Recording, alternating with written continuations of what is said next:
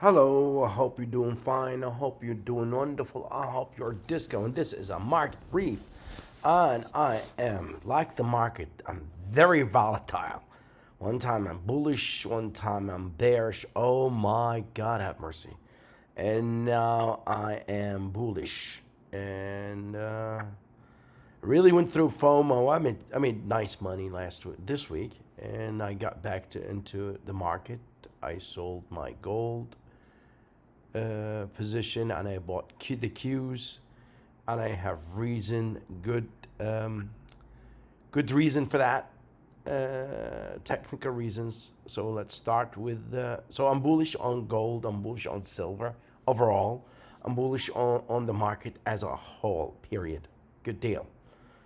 Beautiful. This is the VIX, the 4 hour time frame, and we know now we have a bearish divergence between the price action and stochastic, and also the RSI, and we have a bearish disco combo in the 4 hour time frame, and in a weekly time frame. In the daily time frame, we we have a very we have rejection like 1, 2, 3, 4 days, 4 days of rejection.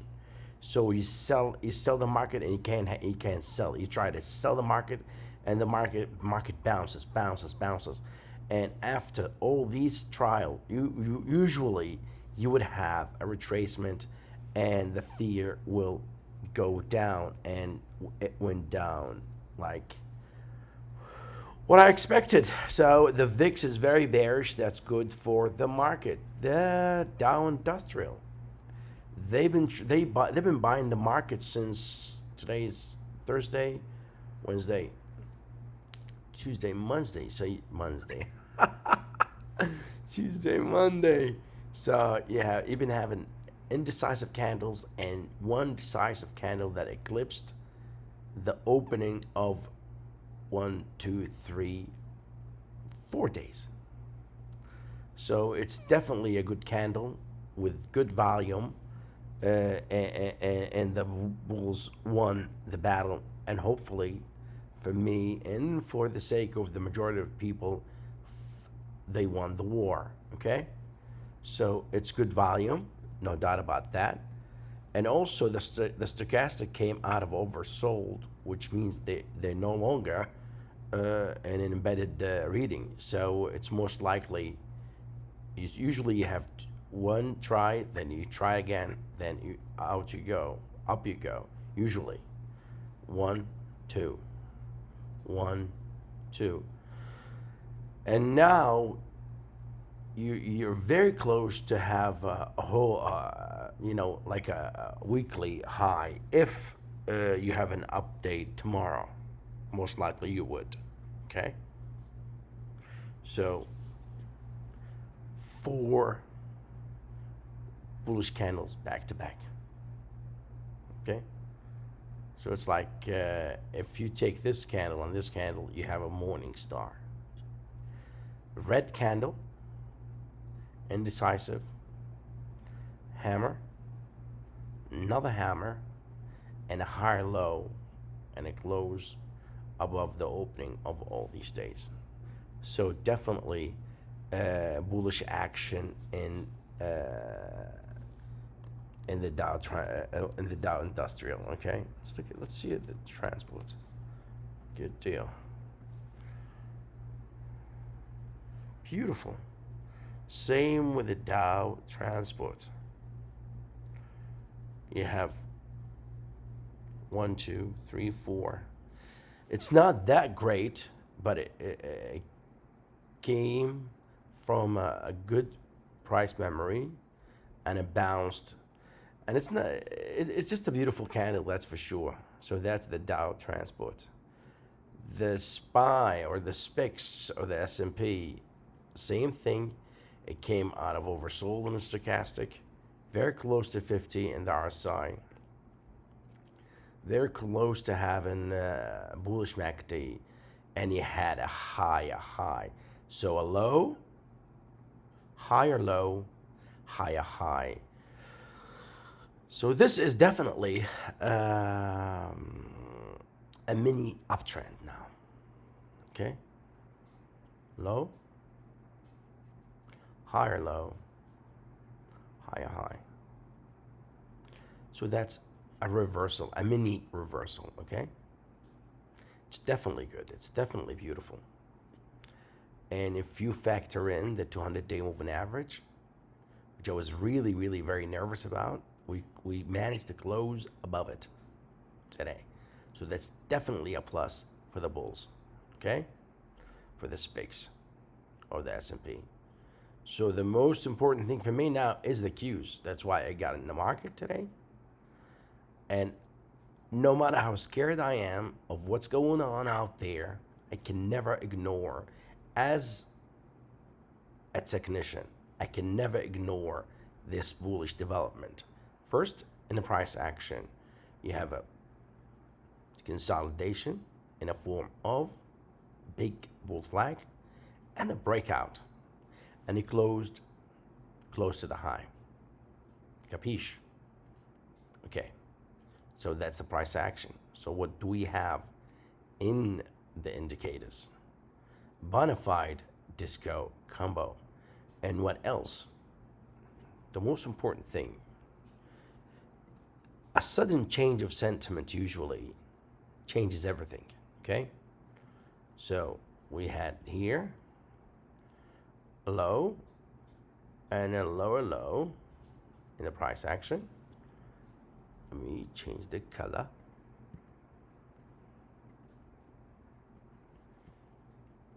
A low and a lower low. Yet you had a low and a higher low in stochastic, and you missed the 20 level, okay? I can never ignore this. No matter how terrified I am, I have to play by my book. Sudden move to the downside, up move in the stochastic, bullish divergence, bullish MACD, breakout. How many times this pattern failed while, let's talk about the indicators, while the RSI is above 50 for a couple of days in the past year, or the bullish MACD. How many times it failed? Never. What does that mean? It means it manages to go on for at least a couple of days. So no like head fake like this one here or this one here. The RSI was below 50. Okay? So this is my disco combo. I coined this. I never learned this from anywhere. I got it from myself, from years and years of experience and trial and error. So I'm feeling comfortable about this trade. I play by the book. Oh, I have a lonely job. I really have a lonely job. I swear to God, I have a lonely job. Oh, I don't trust anybody. Everybody's afraid. Everybody's scared. The media is scared. One day they're euphoric. One day they're scared. I just follow the chart. Sometimes I get obsessed with the bond and the yields, but I really should focus on the price action more than bonds. Okay? Good deal. So, bull flag, breakout. That's why I'm in the Qs. Another thing. This is the first time since the start of the bear market that we have a beautiful golden cross for the Qs. Okay? Let me check the other moving averages.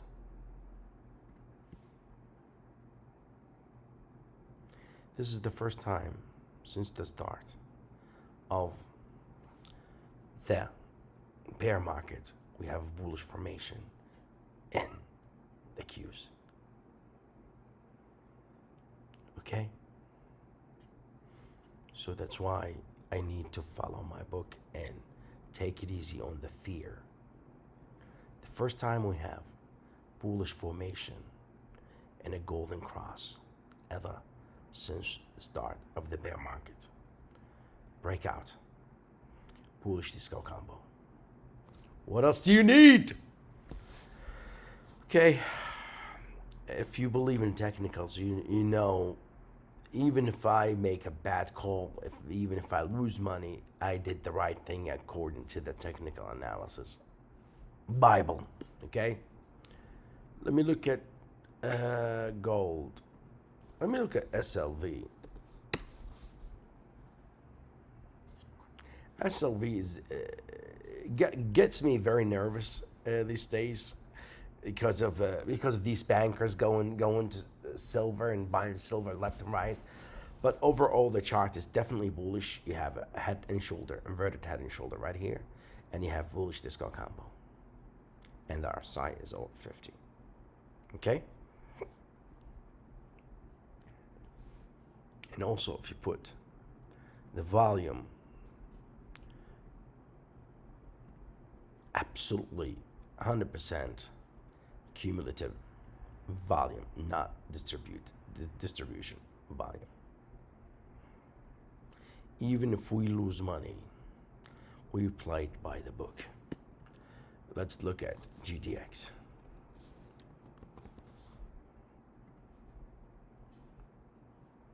Same story. Accumulation, not distribution. Okay? Let's look at GLD.